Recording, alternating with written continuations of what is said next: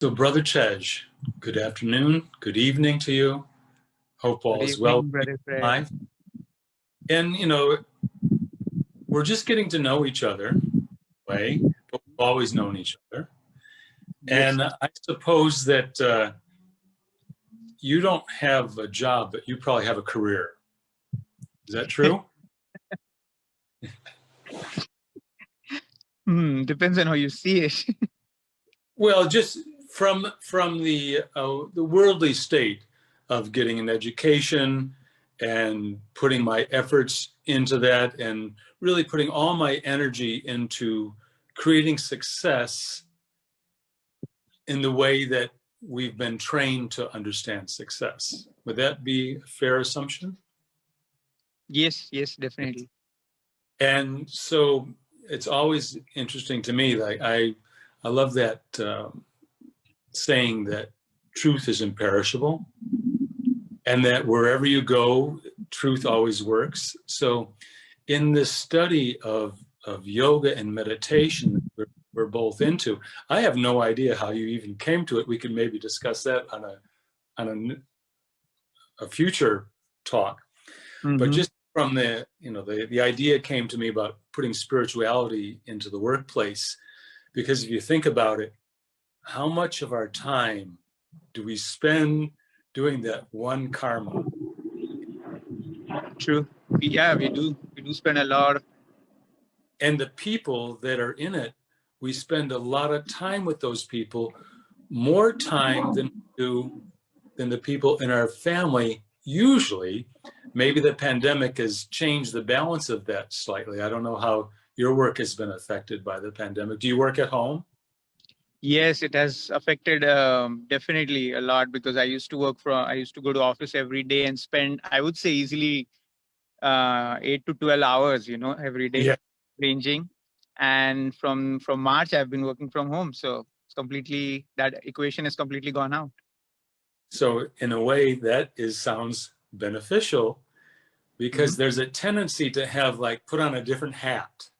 Sometimes we have, I'm doing my spirituality hat, and now here's my work hat.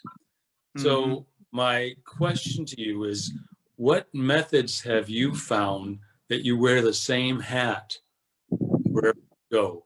And what are some tips that you might give to young people striving to have spirituality in their lives and seeing the need for it, but saying, I really don't have time. I just have so many demands on me. I don't know how to do it. I can't handle a second career. What are some tips or advice that you do that you might offer some? You know, I really found a lot of benefit even being at office with the colleagues and the people whom you work with in terms of, because I was able to apply things which I've learned here in Raj Yoga meditation, in the interactions with my colleagues, in the way I dealt with them, and also make them a part of my working. And for example, like one of the things which helped me a lot was something which we call, and about, is traffic control, right? Where we control the traffic of our mind, and which is something like, and we have an app which we set an alarm every hour or every 2 hours, and it just pops up on your screen on your phone. We all have phones nowadays, so it just pops up. And what it is doing is, it is giving us a reminder to take a break, to take a pause from whatever I'm doing, just few seconds, or a minute, however you want to do it, and take a pause from whatever you're doing and just come back inside, go inside and connect to your true self, right?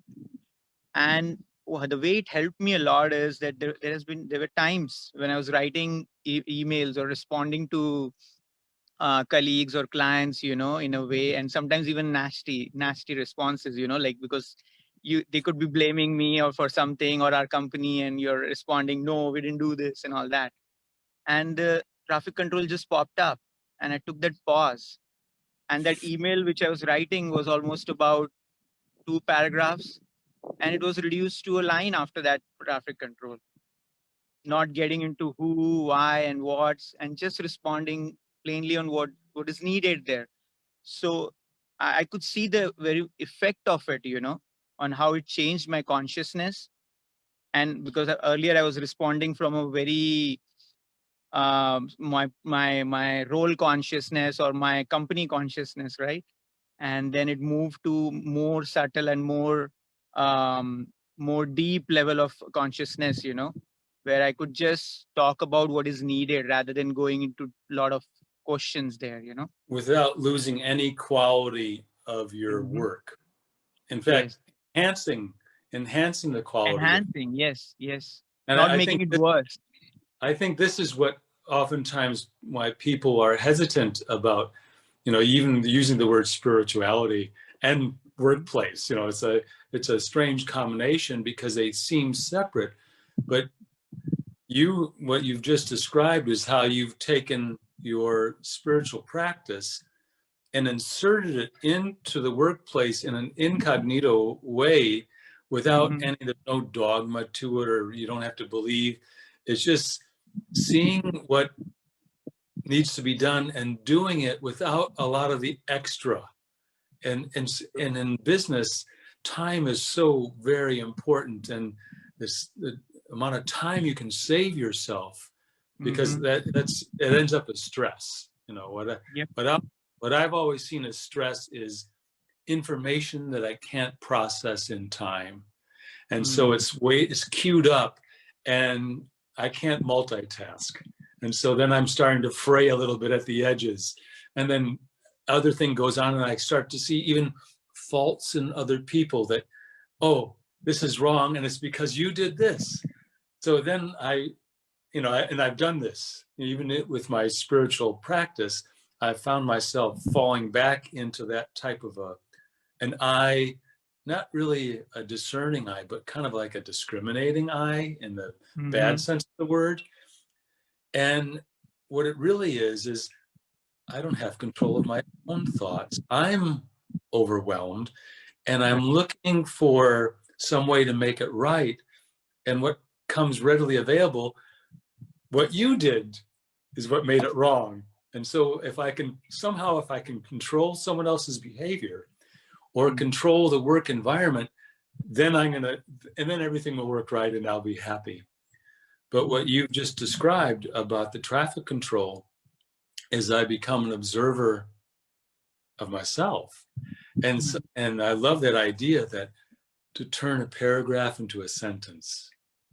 That's beautiful, because that's really what I look for in even people's communication with me when I was in business, that I didn't want the whole detail of everything that's coming, just the Right. bottom line, because I trust you that you're going to do it right. And I guess there's another key word in the whole process is trust. Trust. Yeah. Yeah, I have to be able to trust. So not just the job, like if people know what their job is, I trust that they can do their job and they're competent, I no longer need to have a vision that sees flaws.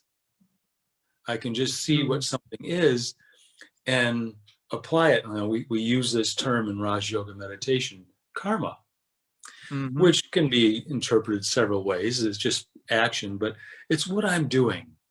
And my job, my career, I could call what people in the world call dharma.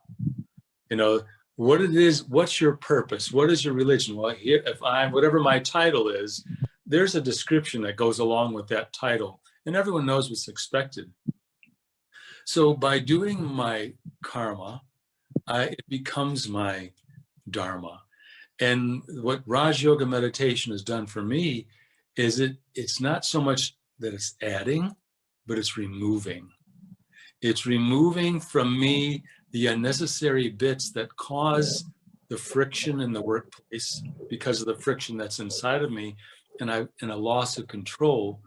And even when I have that knowledge, if I'm not practicing at that moment, I go back into I'm wearing my other hat. And the traffic control, I have a greater and greater appreciation just hearing you say that. Right. The word because you mentioned the word removing, it's rather than bringing in more. The word I like more, and I've learned here, is basically, I think I feel it's more of replacing. Because one thing I learned with working with my colleagues, and they all understand that I do meditate and I follow spirituality and everything. And what I learned over the years was that it would be good to share positive things with everybody, in a way. And and the way it helps is that it helps us replace if there is any negativity in the relationships with work colleagues, or any interactions which could come up that way, where they could be blaming, or they could be rift, ego issues or all that.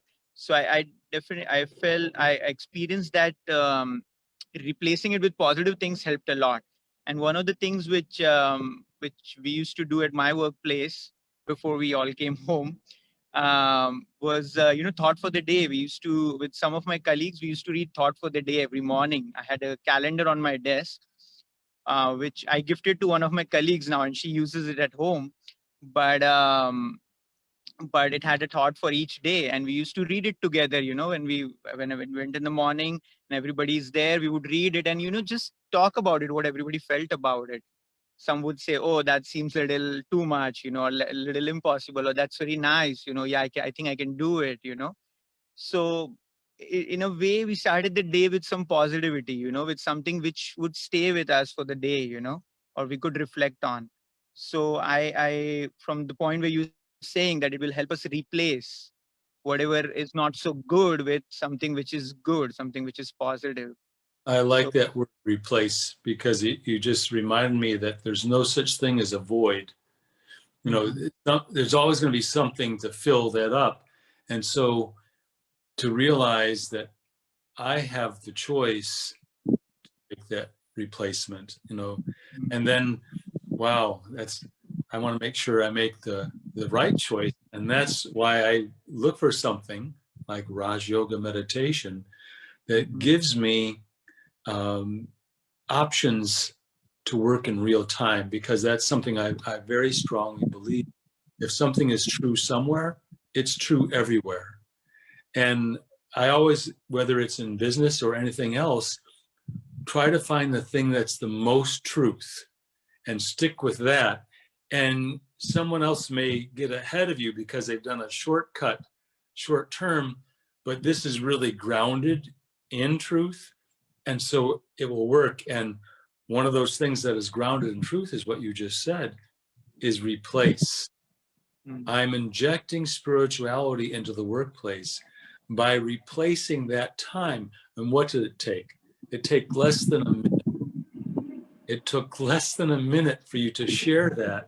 And maybe even, did you like read it out loud or something and everyone listens to it and everyone's on board with that? Yeah. See, and did you have any hesitation about doing that the first time you tried? Um, Initially, maybe yes, I would say. Not knowing, where someone is coming from, what the background is, or but then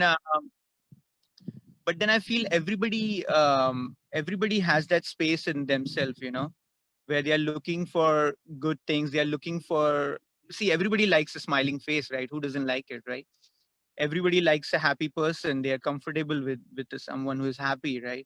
So in that way, I feel if you're giving that happiness, or you have that happiness in you, it will be appreciated sooner or later, or people will look for it, so that way, I found I never had any resistance in terms, because in my company, I'm even involved in terms of well-being, and like the well-being team. So we even plan different things for the entire, all the employees, and mental health and all those aspects too.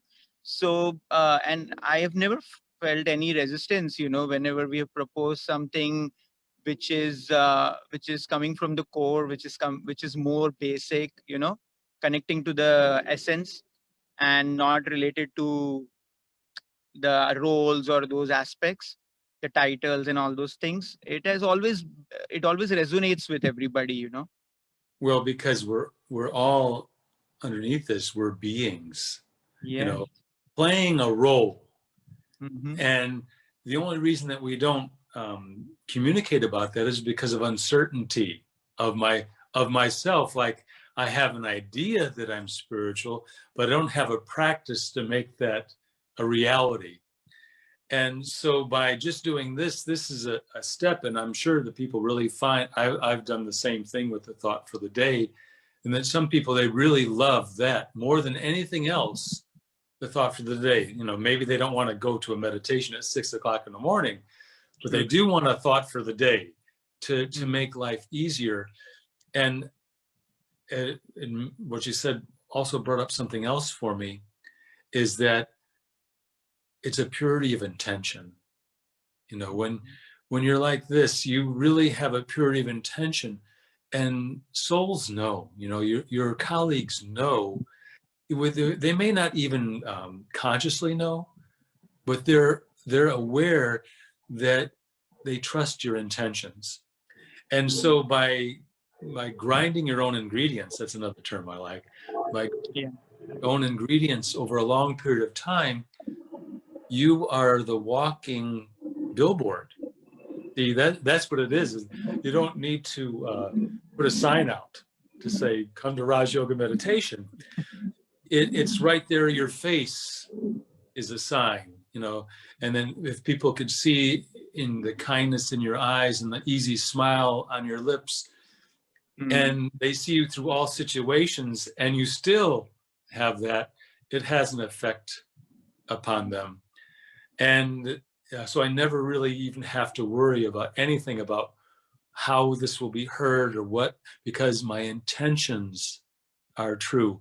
And if maybe my methodology needs a little work, that will be put right, because I'm a work in progress. True. So, yeah, I agree with you. yeah, I'm a work in progress, and that doesn't bother me. And that's usually what keeps us from doing anything, even in a job situation. If you're trying to retrain someone, if people haven't done something, there's a resistance to it, not because they don't want to, but because they're unsure whether or not they can do the task. And these are the skills, these are the true life skills, which allow me to do the task with ease. So, brother, we talked about traffic control. Why don't we give it a little shot of traffic control? I guess you just sit there and you shine and you give yourself just without saying words. And for those who aren't quite subtle enough to just get it from that, I'll offer what little commentary I can to kind of go with what we've had so far today. Just say a minute or two at the very most, and then we'll come back to it. Ready? It's time just to take a pause. I'm taking a pause for myself. And just by saying that, I can see everything decelerating all around me. And I'm just turning my vision inward for a few moments. And take a look. It's nothing to be afraid of. I'm just turning inward and taking a look. Actually, I'm happy with what I see. I see that I have the pure intention to be at peace and to offer that to everyone that comes along me. I have the pure intention of the success for all those around me, myself included, again, because I totally believe in the purity of my own intentions. And success, it's my birthright. Maybe I don't normally think in terms like that, but just by glancing inwards for just a few moments, it begins to bubble up. And I see a more stable me, a more imperishable me, a me that did not get afraid during the pandemic, but blossomed, because I understand I got a chance to work on me a little more, not just for me, but so that everyone in my life, my family, my coworkers, all my colleagues, even the man who puts the groceries in the bag at Publix, all these people are in my life. And I look at them with the same pure intention, with nothing but good wishes and pure feelings for all of them. Om Shanti. Om Shanti. It's that easy. Brother, it's a pleasure to be with you. Same here, brother. Yeah, you shine. See, I just see you and I see, well, if I didn't know anything about you, I'd say, oh, he must do a lot of meditation. And not because it's a, people often think of it as some stern thing, or maybe I have to have my hair in a top knot, but no, it's really easy happiness. And something that I heard yesterday on, we were doing this little thing, Legacy of Love, and I'm sure you heard it, and that one of the sisters was sharing her experiences. I don't remember everything that happened, but I remember there was a lot of laughing. See, and that really stood out to me so much, that that's really the sign of someone who's walking the walk of spiritual practice. It's not wearing a hair shirt. It's not waking up early in the morning to be disciplined. It's to experience lightness in myself and to share that lightness with one another. That's very well put, brother. Yes. That's my understanding too of this path, or this of spirituality and the things I've learned here. It's about being that and sharing with others. Yes. And it feels good. See, that's why I do it. I do it because it feels good. And no matter what happens in the future, I don't know anything about what happens in the future. I only know where I am right now. It helps me now. And that means it could help any human being in the world. So I would say this to anyone: don't worry about knowledge or understanding or agreeing with something or disagreeing with something. Take what works for you this very moment. Does it feel good? Do you like doing the traffic control? Is it nice to be around Tej? If the answer to those is yes, then that's telling you something. Just take another, you don't have to go far, but take one more step. Just take another step. One step at a time. That's all I'm doing. After all this time, I'm still just taking. That's true. Yes. It's just about because I feel and I don't think I'm completely doing that too. But then I think we all understand what is good for us, but sometimes we get caught up. Like when you started, you said that, right? We get into the so-called idea of success and things, that this is what success means, and we tend to neglect our personal growth and our personal happiness. Because we don't know. Because Yes. we don't Sorry. know.